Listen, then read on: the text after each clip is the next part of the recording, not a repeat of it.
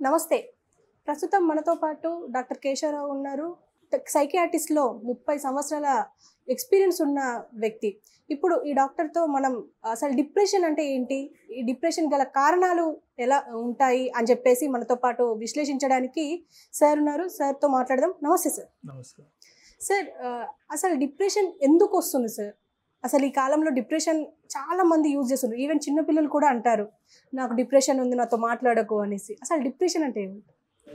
Depression అనేటువంటిది English word యాక్చువల్గా. మనము దానికి ట్రాన్స్లేట్ తెలుగులో చేసుకుంటే మానసిక కృంగుబాటు అని అంటాం. సో దానికంటే డిప్రెషన్ అన్న పదమే చాలా ఈజీగా ఉంది. సో ఈ డిప్రెషన్ అనేది ఒక ఇంగ్లీష్ పదము, ఒక సైకియాట్రీ లోపల ఒక డిసీజ్. మామూలుగా డిప్రెషన్ అన్న ఇంగ్లీష్ వర్డ్కి ఏంటంటే కొంచెం నేను లోగా ఫీల్ అవుతున్నాము అని అట్లా ఉంది. కానీ ఎప్పుడైతే మేము సైకియాట్రీలో పేషెంట్కి డిప్రెషన్ ఉందన్నామో వాళ్ళకు కొన్ని నిర్దిష్టమైనటువంటి వ్యాధి లక్షణాలు కనీసం ఒక 2 వారాల పాటు ఉండాలి. ఎవరన్నా కొంచెం బాధపడుతున్నారు అనుకోండి, ఏదో జరిగింది, ఇన్సిడెంట్ జరిగింది, బాధపడుతున్నారు, ఒక వారం రోజులు బాధపడతారు, చాలా డల్గా ఉండొచ్చు, ఏడుస్తుండొచ్చు, దాన్ని డిప్రెషన్ అన్నది. సో సైకియాట్రిస్ట్ పాయింట్ ఆఫ్ వ్యూలో డిప్రెషన్ అనేటువంటిది మిగతా జబ్బులా అనే ఒక జబ్బు, దానికి క్లియర్గా కొన్ని లక్షణాలు ఉంటాయి. ఇవి ఒక్కొక్కసారి బయట పరిస్థితులు, బయట జరుగుతున్నటువంటి వాటి వల్ల రావచ్చు.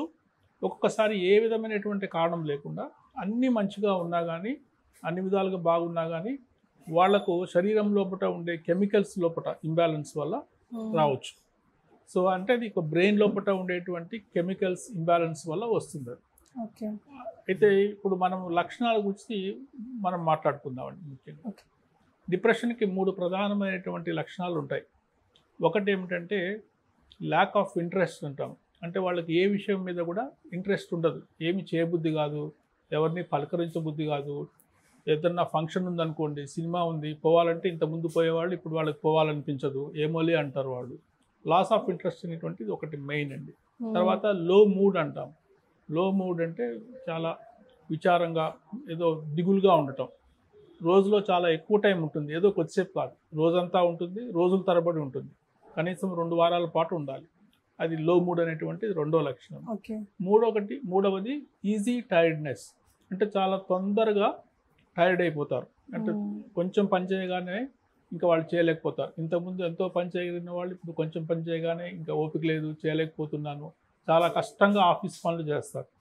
ఇవి కాకుండా ఇంకా ఇతర లక్షణాలు కూడా ఉన్నాయి.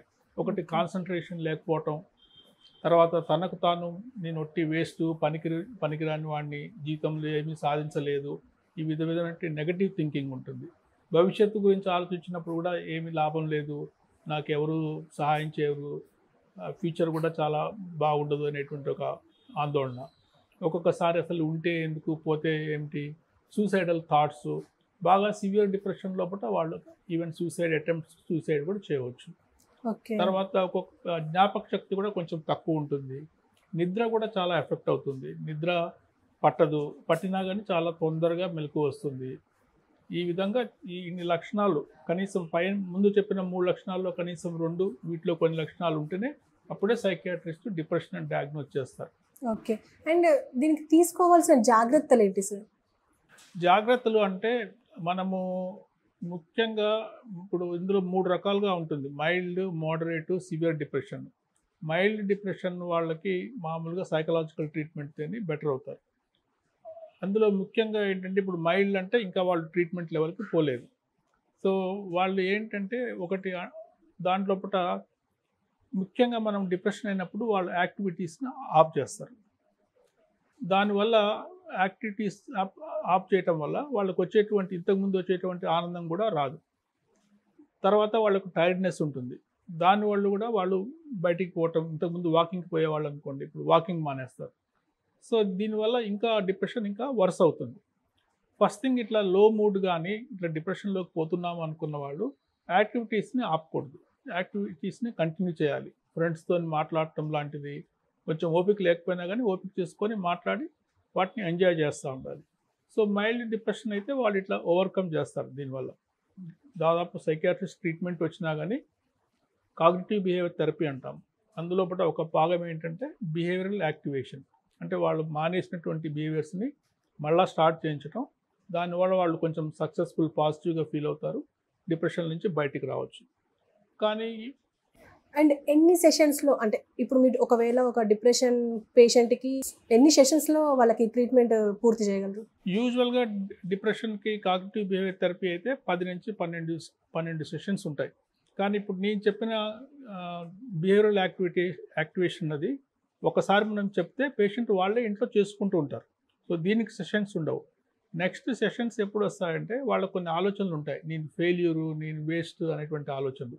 అటువంటి నెగటివ్ థాట్స్ని కరెక్షన్ చేసుకోవటం కోసము సెషన్స్ లాభపడతాయి. సో అది next level of treatment.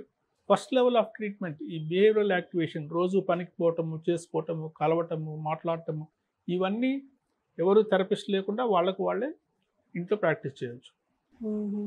And ఇప్పుడు చిన్న పిల్లలు కూడా డిప్రెషన్కి లోన్ అవుతారు అని చెప్పేసి మాట్లాడతారు. ఈవెన్ వాళ్ళు కూడా అంటే క్యాజువల్గానే అనేస్తారు, నేను డిప్రెషన్లో ఉన్నాను అనేసి. చిన్న పిల్లల్లో కూడా ఇలా డిప్రెషన్స్ ఉంటాయంటారా? చిన్నపిల్లల్లో కూడా డిప్రెషన్ వస్తుంది. అంటే చిన్నపిల్లల్లో డిప్రెషన్ పెద్దవాళ్ళలో లాగా ఉండదు.